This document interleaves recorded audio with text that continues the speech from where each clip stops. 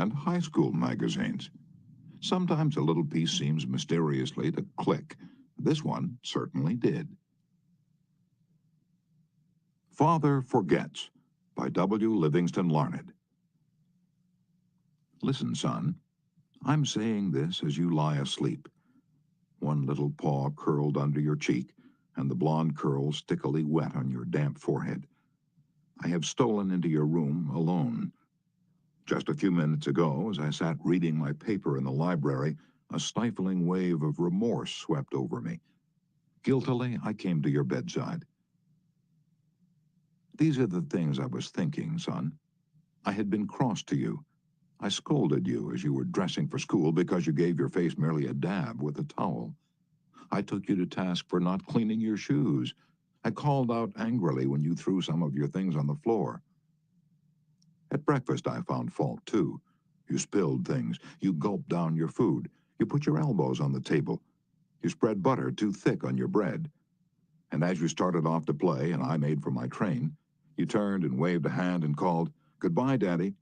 And I frowned and said in reply, "Hold your shoulders back." Then it began all over again in the late afternoon. As I came up the road, I spied you down on your knees, playing marbles. There were holes in your stockings.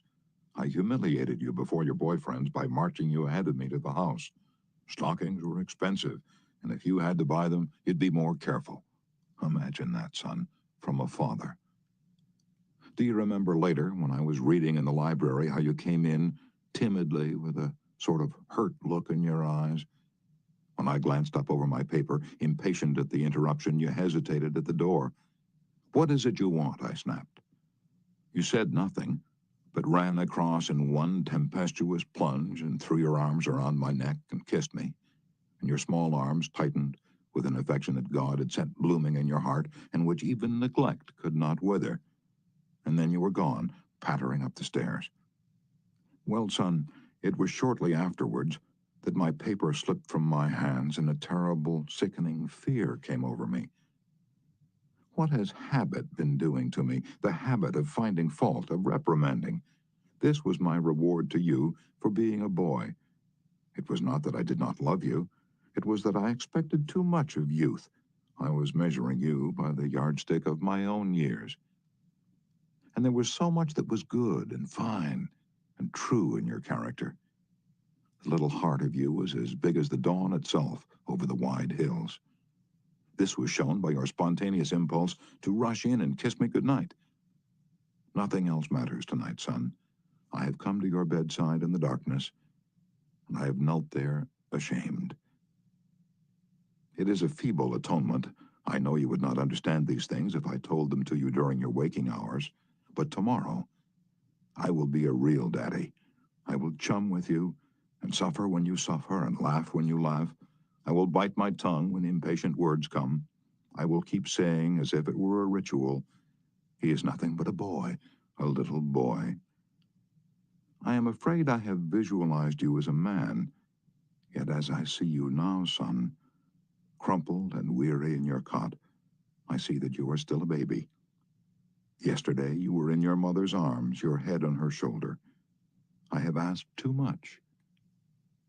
Too much. Instead of condemning people, let's try to understand them. Let's try to figure out why they do what they do. That's a lot more profitable and intriguing than criticism, and it breeds sympathy, tolerance, and kindness. To know all is to forgive all. As Dr. Johnson said, God himself, sir, does not propose to judge man until the end of his days. Why should you and I? Principle 1. Don't criticize, condemn, or complain. Chapter 2. The Big Secret of Dealing with People. There is only one way under high heaven to get anybody to do anything. Did you ever stop to think of that? Yes, just one way. And that is by making the other person want to do it. Remember, there is no other way. Of course, you can make someone want to give you his watch by sticking a revolver in his ribs. You can make your employees give you cooperation until your back is turned by threatening to fire them. You can make a child do what you want it to do by a whip or a threat, but these crude methods have sharply undesirable repercussions. The only way I can get you to do anything is by giving you what you want. What do you want? Sigmund Freud said that everything you and I do springs from two motives: the sex urge and the desire to be great. John Dewey, one of America's most profound philosophers, phrased it a bit differently. Dr. Dewey said that the deepest urge in human nature is the desire to be important. Remember that phrase, the desire to be important. It is significant. You're going to hear a lot about it in this book.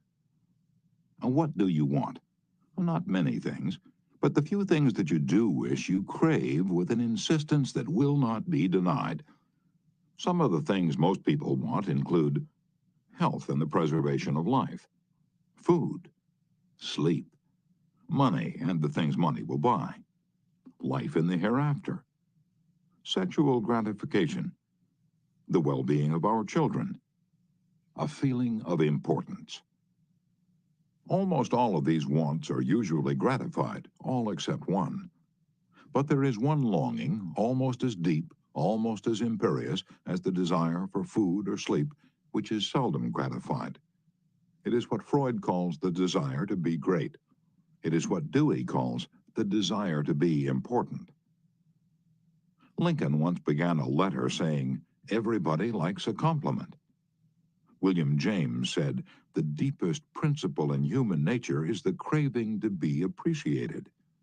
He didn't speak, mind you, of the wish or the desire or the longing to be appreciated. He said the craving to be appreciated.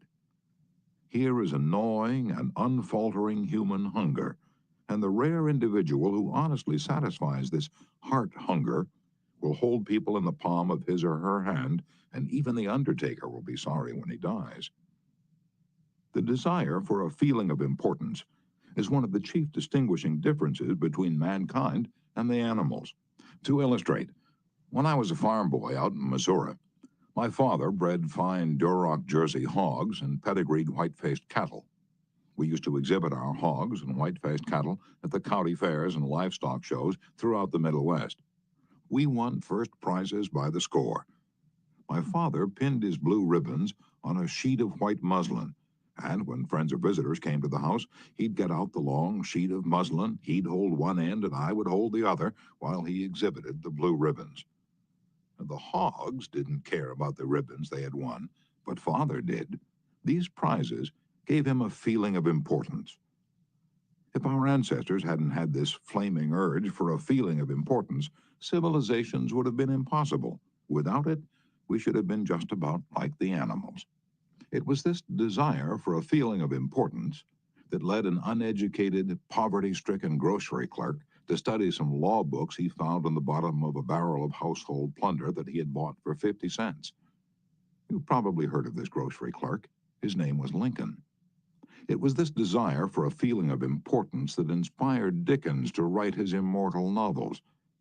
This desire inspired Sir Christopher Wren to design his symphonies in stone.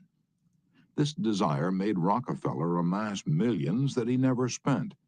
And this same desire made the richest family in your town build a house far too large for its requirements. This desire makes you want to wear the latest styles, drive the latest cars, and talk about your brilliant children. It is this desire that lures many boys and girls into joining gangs and engaging in criminal activities.